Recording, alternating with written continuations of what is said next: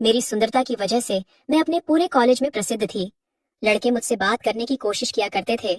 मुझे हर दिन 3-4 लड़के प्रपोज करते थे, पर मैं सबको मना कर दिया करती थी। एक दिन मेरी बेस्ट फ्रेंड ने मुझसे पूछा, शिवानी, तुम हर किसी का प्रस्ताव क्यों ठुकरा देती हो? तुम किसी को हाँ क्यों नहीं बोलती हो? तुम्हें तो रोज ही इतने प्रपोज आते हैं, और एक तरफ मैं हूँ जिसे कोई भी लड़का पसंद नहीं करता है। मैंने उससे कहा, मैं एक ऐसे लड़के को हाँ कहूंगी जो सिर्फ मेरी खूबसूरती देखकर नहीं, बल्कि मेरा दिल देखकर मुझे प्रपोज करेगा। एक दिन की बात है, मैं अपने कॉलेज जल्दी पहुंच गई। अभी कॉलेज खुला भी नहीं था, इसलिए मैं कैंटीन में बैठकर वेट करने लगी। तभी मेरे सामने वाली टेबल पर एक हैंडसम सा लड़का आकर बैठ गया और उसने 2 प्लेट नाश्ता ऑर्डर किया।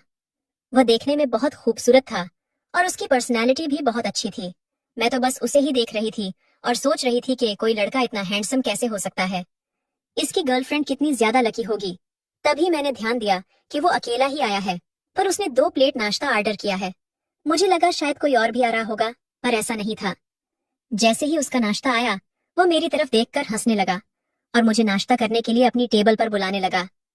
पहले तो मुझे कुछ अजीब सा लगा, फिर मैंने सोचा कि चलो कोई बात नहीं, अभी मेरे साथ भी मेरा कोई दोस्त नहीं है, तो उसी के पास बैठकर थोड़ा टाइम पास कर लेती हूँ। मैं उसके पास जाकर बैठ गई और उससे पूछा, तुम्हारा नाम क्या है? वो बोला, मेरा नाम शिवम है और मैं तुम्हें काफी दिनों से नोटिस कर रहा हूँ, तो सोचा आज बात ही कर लेता हूँ। फिर उसने मुझे नाश्ता करने के लिए कहा। हम दोनों ने बातें करते हुए नाश्ता किया। तभी वो बोला, मुझे तुमसे बात करके बहुत अच्छा लगा, क्या तुम मुझे अपना नंबर दे सकती हो?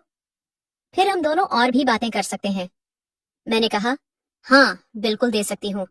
मैं खूबसूरत लड़कों को अपना नंबर देने से मना नहीं करती। और इतना सुनकर वह हंसने लगा। धीरे धीरे समय गुजरता गया।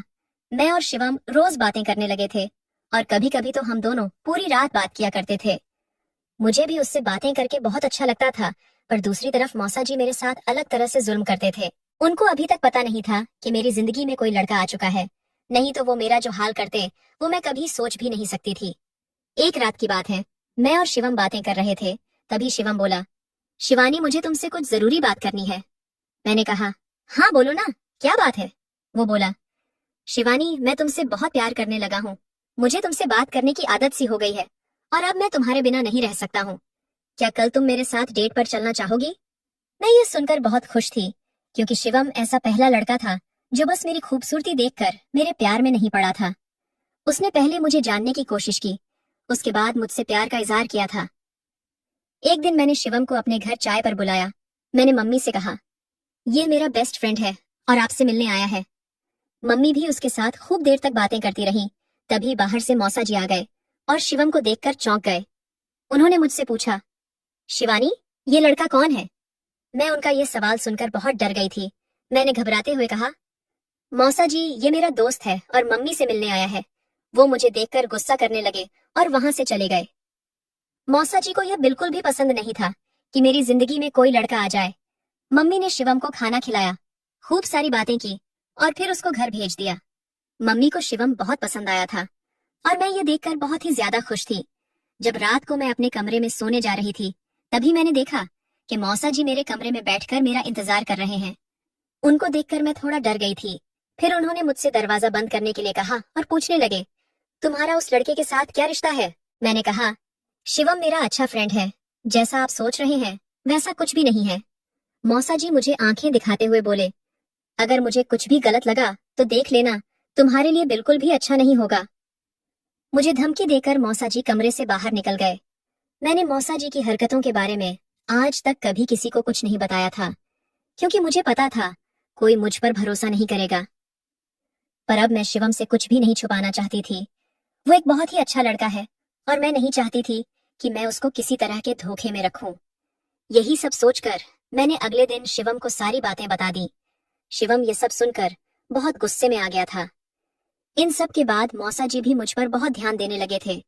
मैं कितने बजे कहाँ जाती हूँ और किससे मिलती हूँ, वह इन सब बातों पर नजर रखने लगे थे।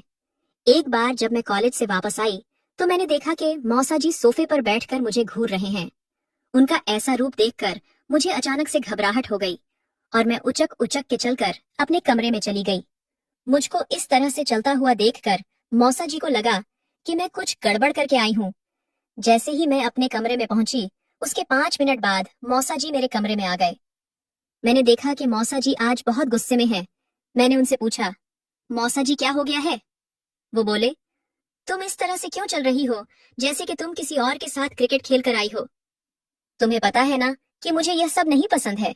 क्या तुम चाहती हो कि मैं वो सारे वीडियो तुम्हारे दोस्तों को दिखा दूं? मैं समझ